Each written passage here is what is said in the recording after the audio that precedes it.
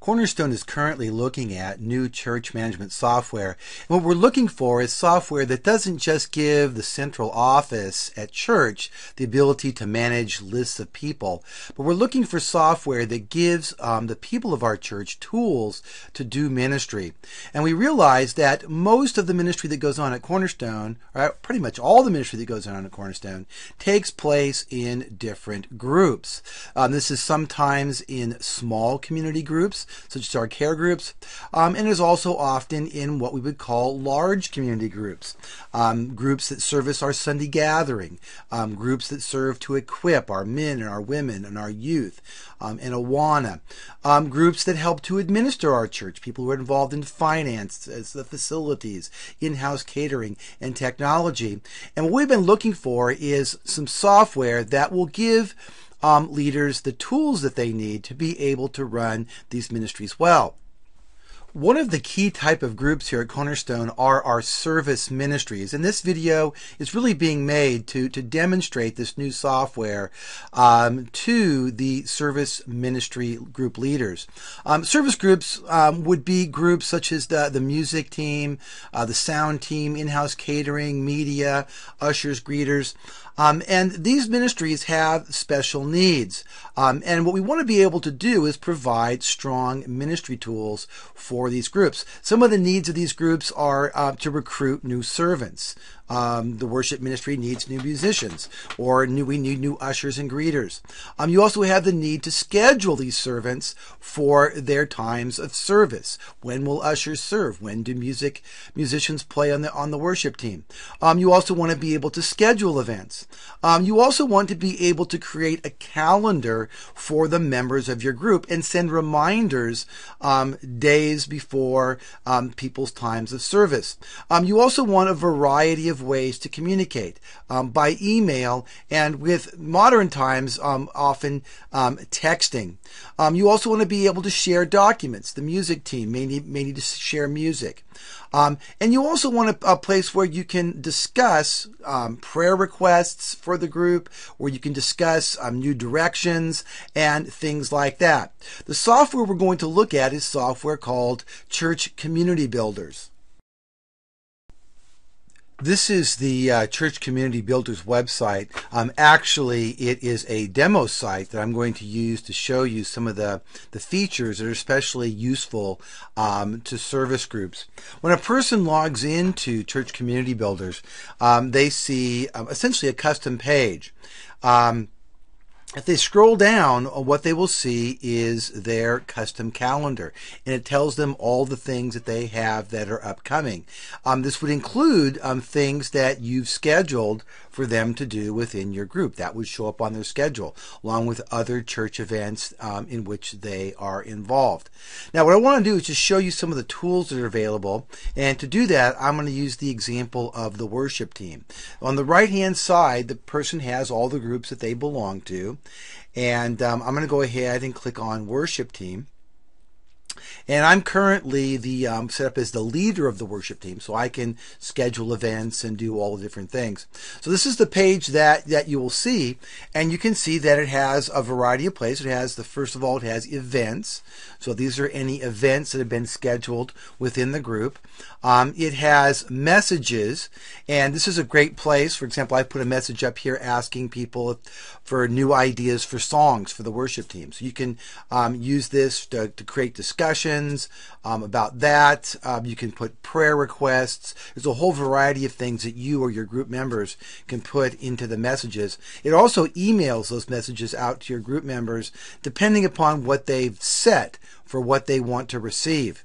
There's also a section for needs. We're not going to cover that too much in this video.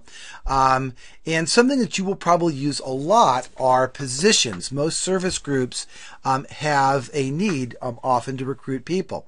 And the worship team, I've already got the keyboard player and the bass player. Let me just really quickly show you how you would go about finding, for example, a drummer. So we're going to click on New Position.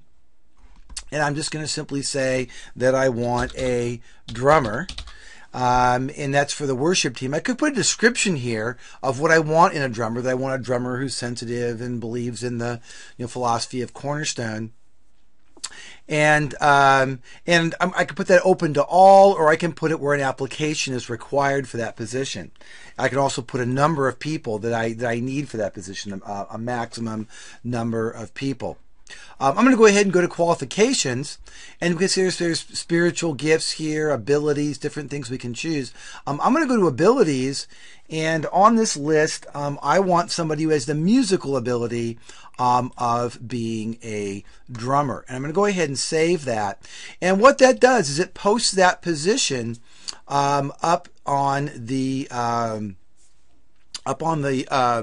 people section of the Connected Church, and people can volunteer if they want to. Probably the easiest way to do it is to select and invite people. So I'm going to try to find somebody to actually fill this position. So I'm going to go over on the right hand side, and I'm going to click select people to fill. I can go to best matches. I can click on that, and that will search through and see if there's any drummers in the church. Unfortunately, I didn't find one through that. Or I can just pick people by name. Maybe I know somebody who's a drummer. So I search through and I go, oh, I know that Jared Cook plays drums. So I'm going to go ahead and select him. And I'm going to add him directly. I can invite him, or I can just add him directly into my group. So I'm going to go ahead and add now. And I now have Jared Cook in the position of drummer. So it gives you a great way to select. See, so I've now got him on my list of people. I now have him as my drummer. So I'm going to go back to the group. The other thing that you have here is the ability to put up files. If you have specific documents that you want to provide for people on the worship team, that might be music files that you need to put up there for the group to get access to. For the catering, it might be recipes. I don't know, but you can put files up for your groups to have part of.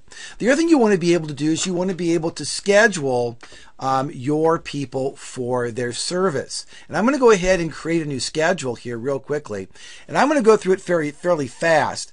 And I'm going to use some already set things that are on here. For worship team, I need people who can be at the Wednesday rehearsal, and I need people who can be at the Sunday 9 o'clock and on this one, the 10:30 services. So I'm going to go on to the next step. And I can click who I want. I want one bass player, one drummer, one keyboard player. If I had vocalists or whatever, I could put 2 vocalists or whatever I want. They need to be at all these things. They need to be Wednesday at 6:30, Sunday 9 o'clock, rehearsal, sound check. Those are all the things they need to come to. And this can be customized for different groups. I'm just using it right now for the worship team, but it can be a variety of different things you can put up here for different kinds of groups, why you need people there. I'm going to go to my next step, and I'm going to schedule when I want this schedule to start. This is set up for December. I'm going to go to November, and I'm going to pick November, and I want the week ending, let's just say the 11th. And now you can run this multiple schedules. I can start it, and I can run it all the way November, December. I can schedule multiple, so I don't have to do this every single time. If I know it's recurring, I can just keep scheduling them. But I'm just going to schedule this just for November 11th. We'll just keep it to one thing. And I'm going to go ahead and hit next step. And I'm going to go ahead, and I've got what I need. It's got all my information. I'm going to go ahead and create the schedule. And I've got my schedule set up, and what I need now is I need volunteers. So I'm going to go ahead and click on Assign Volunteers for this. And I can see I need a bass player, a drummer, and a keyboard player. So let's go ahead and click on the bass player. I need one more, and I can see right now that available is Ben. Now, the members of your group have the ability to, on a schedule, set when they are available and when they're not available. Ben has set this so I know that he's available for these time slots. So I can select him and put him on the schedule. My drummer. My drummer is also, his schedule is also available. So I can click there and I can save and I can add my drummer. When I'm finished, I just go ahead and click I am finished. It's going to send those things out to the people, and they can then respond and let me know whether they're able to show up for those those events. And when I go back to schedule, I can see now I have a schedule set up. I can see what I need and who I've got for that schedule. Anyway, I hope this introduction will give you an idea of what church community builders can do and see a little bit of whether it'll be useful to your particular ministry.